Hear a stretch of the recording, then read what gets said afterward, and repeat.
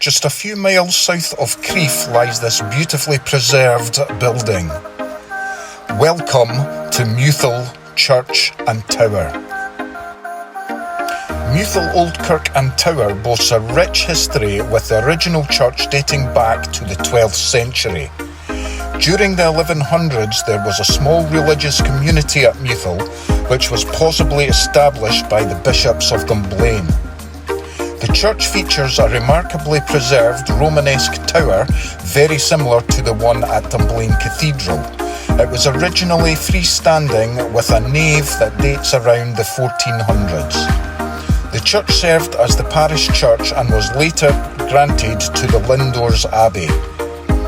It saw modifications after the Reformation and was eventually replaced by a new parish church in 1828.